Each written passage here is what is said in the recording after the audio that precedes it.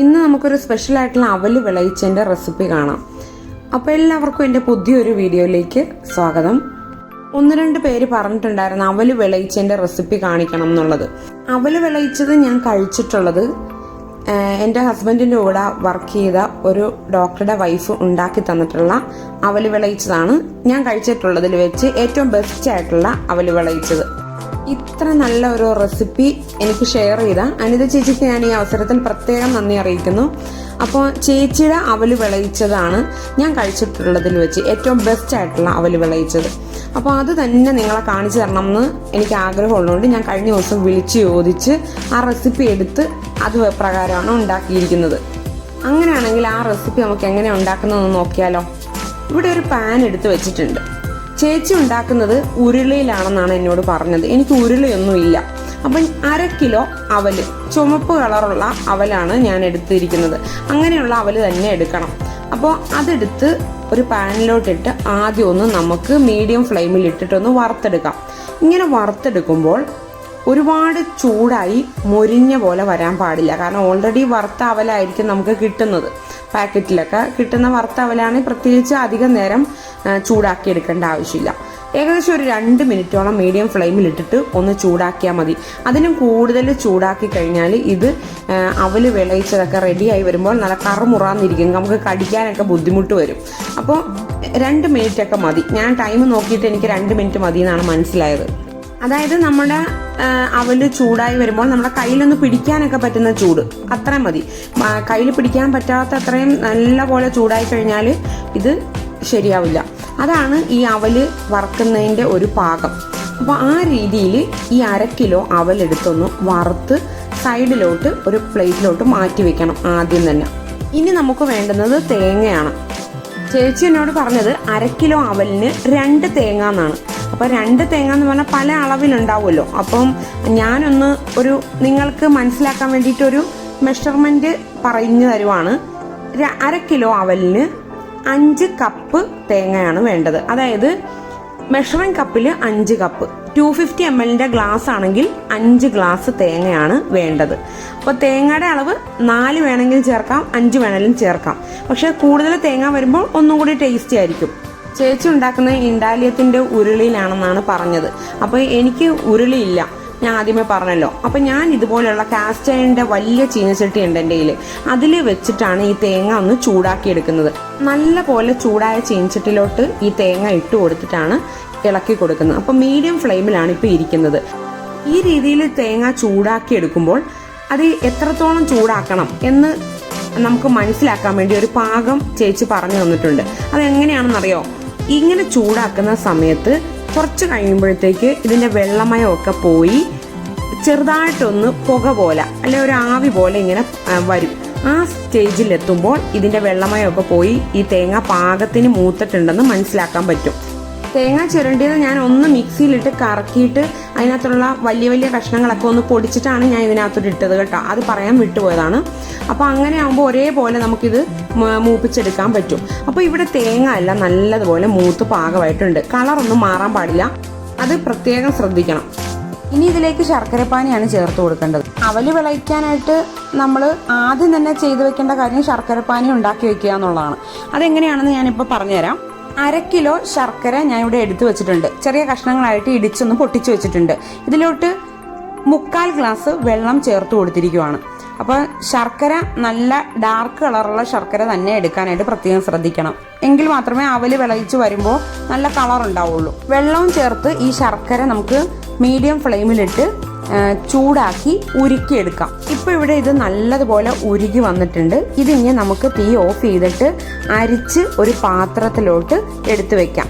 അപ്പോൾ അരിച്ചെടുക്കുമ്പോൾ ഇതിനകത്തുള്ള കല്ലുകളൊക്കെ നമുക്ക് മാറിക്കിട്ടും. അപ്പോൾ ഇത് നല്ലപോലെ ഈ ഒരു ലൂസാണ് ഇപ്പോൾ ഈ ശർക്കരപ്പാനി കിട്ടിയിരിക്കുന്നത്. ഇങ്ങനെ അരിച്ചു വെച്ചിരിക്കുന്ന ഈ ശർക്കരപ്പാനി നമുക്ക് ആ ചൂടായ തേങ്ങയിലോട്ട് ചേർത്ത് കൊടുക്കണം. അപ്പോൾ ഞാനിവിടെ ഇതുപോലെയുള്ള ഒരു ടിന്നിലോട്ട് ആ ശർക്കരപ്പാനി ഒഴിച്ചു വെച്ചിട്ടുണ്ട്. അപ്പോൾ ഈ തേങ്ങ നമുക്ക് ആദ്യം ഒന്ന് ഈ ചീനച്ചട്ടിയുടെ സൈഡിലോട്ടൊക്കെ മാറ്റി വെച്ച് നടുക്കത്തെ ഭാഗത്തോട്ട് ഈ ശർക്കരപ്പാനി ഒഴിച്ചു കൊടുക്കുക.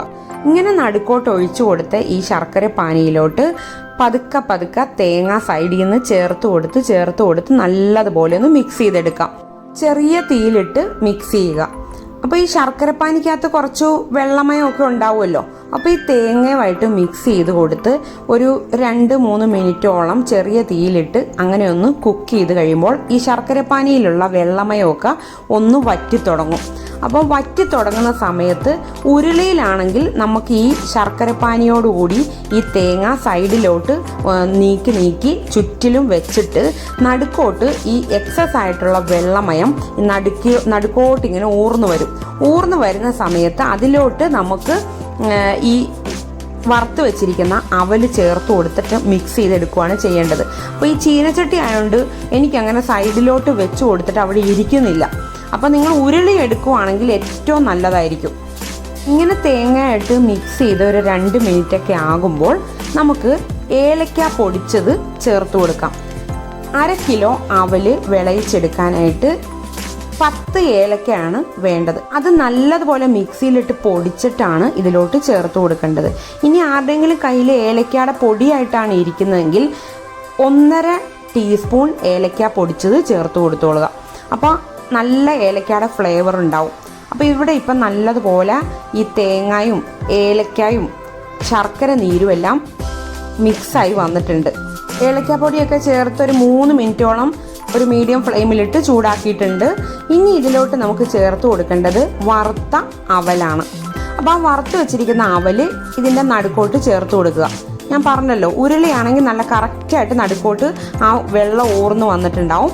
അതിലോട്ട് ആ നടുക്കോട്ടായിട്ട് ഈ അവല് ചേർത്തിട്ട് ഇട്ട് കൊടുത്തിട്ട് നമ്മൾ പതുക്കെ എല്ലാം സൈഡിൽ നിന്ന് മിക്സ് ചെയ്ത് കൊടുക്കുകയാണ് ചെയ്യുന്നത്. അപ്പോൾ അങ്ങനെ എല്ലാം കൂടി അവലുമായിട്ട് നല്ലതുപോലെ മിക്സ് ചെയ്ത് എടുക്കണം.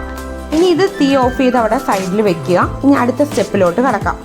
നമുക്കൊരു പാൻ അടുപ്പിൽ വെച്ചിട്ട് അതിലോട്ട് 1/4 കപ്പ് നെയ്യ് ചേർത്ത് കൊടുത്ത് ചെറിയ തീയിൽ ചൂടാക്കാൻ വെച്ചിട്ടുണ്ട്. ഇതിലോട്ട് നമുക്ക് 50 ഗ്രാം നിലക്കടലയാണ് ചേർത്ത് കൊടുത്തിരിക്കുന്നത്. പീനട്ട്, ഉപ്പില്ലാത്ത പീനട്ടാണ് ചേർത്ത് കൊടുത്തിരിക്കുന്നത്. ചില നാട്ടിൽ ഇതിന് കപ്പലണ്ടി എന്നും പറയും, കടലെന്നും പറയും. അപ്പോൾ അത് നിങ്ങൾക്ക് ക്ലിയർ ആയെന്ന് വിചാരിക്കുന്നു. ഇതിനൊപ്പം തന്നെ 50 ഗ്രാം കാഷ്യൂ നട്ടും കൂടെ ചെറിയ പീസുകളായിട്ട് ചേർത്ത് കൊടുത്തിട്ടുണ്ട്. ഇതിൻ്റെ കൂടെ ഒരു ഇൻഗ്രീഡിയൻറ്റും കൂടി നമ്മൾ ചേർത്ത് കൊടുക്കണം ഈ സമയത്ത് തന്നെ. പൊട്ടുകടലയാണ്. പൊട്ടുകടല 125 ഗ്രാമാണ് നമ്മൾ ഇതിനോടൊപ്പം തന്നെ ചേർത്ത് കൊടുക്കേണ്ടത്. അത് എന്തായാലും ചേർത്ത് കൊടുക്കേണ്ട ഒരു ഇൻഗ്രീഡിയൻറ്റ് തന്നെയാണ്. പക്ഷെ ഞാൻ അന്വേഷിച്ചിട്ട് എനിക്ക് കിട്ടിയില്ല ഈ സമയത്ത് അവല് വിളയിക്കാൻ വേണ്ടിയിട്ട്. അപ്പോൾ ഇത്തവണ ഞാൻ ഈ പൊട്ടുകടല ചേർക്കാതെയാണ് ഉണ്ടാക്കിയത്. പിന്നീട് ഒരു ദിവസം ഞാൻ ഉണ്ടാക്കിയപ്പം പൊട്ടുകടലയൊക്കെ ചേർത്ത് കറക്റ്റായിട്ടായിരുന്നു ഉണ്ടാക്കിയത്. പക്ഷെ അതിൻ്റെ ഒരു വീഡിയോ എന്ന് പറഞ്ഞു കഴിഞ്ഞാൽ പ്രത്യേകിച്ച് ചേഞ്ച് ഒന്നുമില്ല. ഈ സമയത്തൊരു പൊട്ടുകടല ചേർത്ത് കൊടുത്ത് ഇളക്കുന്ന മാത്രമേ ഉള്ളൂ. അപ്പോൾ അതുകൊണ്ട് ഞാൻ അത് ഇതിനകത്ത് ഉൾപ്പെടുത്തിയില്ല എന്നേ ഉള്ളൂ. അപ്പോൾ നിങ്ങൾ പൊട്ടുകടല എന്തായാലും ഇതിലോട്ട് ചേർത്ത് കൊടുക്കുക. 125 ഗ്രാം. ഈ കാഷ്യൂം പീനട്ടും ഒക്കെ അവല് വിളയിച്ചതിനകത്തോട്ട് ചേർത്ത് കഴിയുമ്പോൾ കാണാനായിട്ട് അധികമൊന്നും ഉണ്ടാവില്ല. പക്ഷെ പൊട്ടുകടലയും കൂടി ചേർത്ത് കൊടുത്താൽ അവല് വിളയിച്ചതിനകത്ത് ഒന്നും കൂടി നല്ല ഭംഗിയിൽ കിടക്കും. ഈ പൊട്ടുകടല ചേർത്ത് കഴിക്കുകയും കൂടി ചെയ്യുമ്പോൾ ഒരു പ്രത്യേക ടേസ്റ്റും തന്നെയാണ്. അപ്പോൾ നിങ്ങൾ അതേപോലെ ചെയ്തോളുക.